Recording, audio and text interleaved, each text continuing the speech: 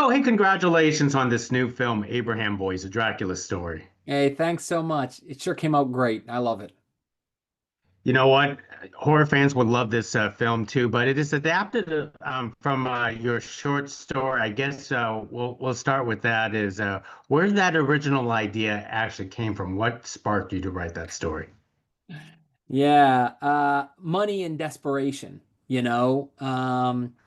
That's why I wrote it. At the time, I wrote this story 23 years ago, and at the time, I was a failed novelist. I had written 4 books that I couldn't sell.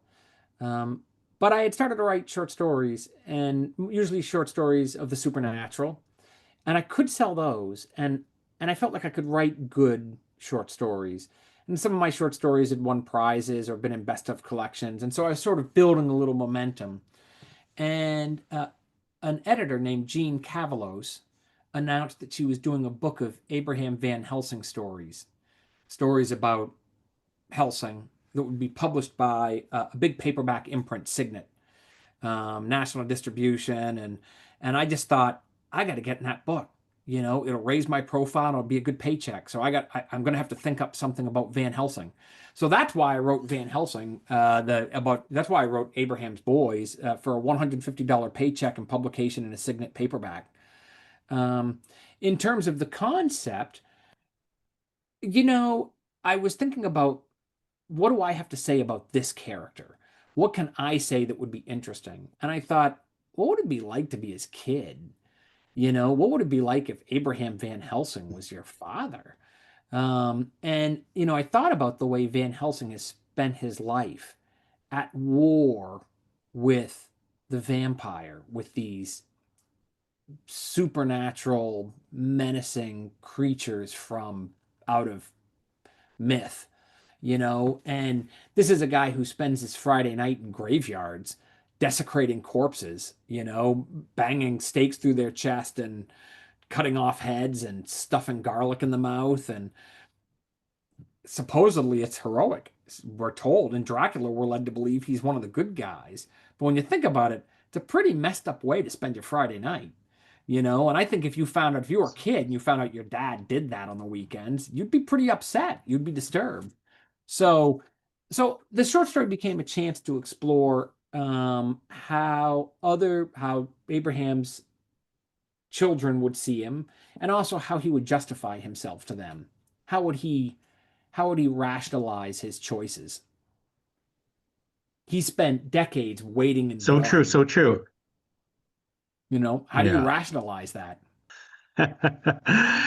Now, this is not the first go around with filmmakers that your stories have been adapted to screen. What's your I've been process very of lucky. working with these filmmakers, trying to help them, trying to, visualize it, put it on to that audiences could actually watch your stories. I try not to get underfoot. I'm available as a resource if someone wants to bounce ideas off me or talk to me about their approach, share a script and hear my thoughts. I'm happy to do that. But my view is, if someone is adapting something I wrote for film or for TV or for you know the comics, for comic books, my attitude is always, I told my version of the story. I took my best swing at it and put it on paper. If you're going to adapt it, what's your take on it? What in this story spoke to you? What is it only you can explore to make it your own? I'm always curious to see what people will find in the stories, to put on the screen or, put on the page in a comic book or whatever. And and I'd say, as far as film and TV goes, I've been pretty lucky. There haven't been any stinkers. They've all been pretty good. There isn't one of them that I didn't think was pretty strong.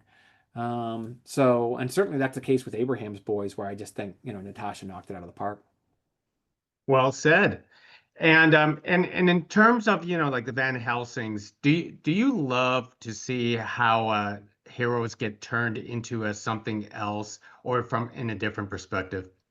The inversion, taking the people we thought were heroic and revealing, their more unsavory side. Well, I don't know. I don't necessarily feel like I'm out to, bust up cherished myths or, turn traditional characters or stories on their heads or anything. I just sort of follow my muse. I was thinking about this earlier today, and I was thinking actually before I ever read Bram Stoker's Dracula, I read a book by Fred Saberhagen that came out in the very early 1980s called The Dracula Tapes, where Dracula tells his own story, and from his point of view, he's the good guy.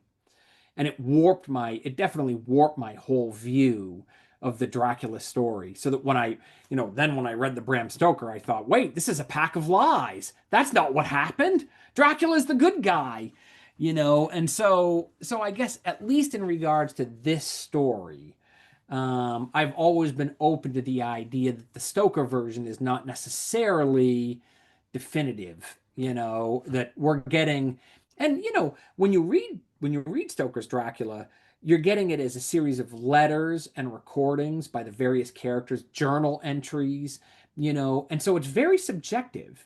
You're only getting, each person is seeing only a tiny, narrow slice of the story, and have been heavily influenced by what they've heard from other people. So they're all terrible eyewitnesses. And it really leaves a lot of ambiguity about what really happened. Abraham's Boys spend some time exploring that.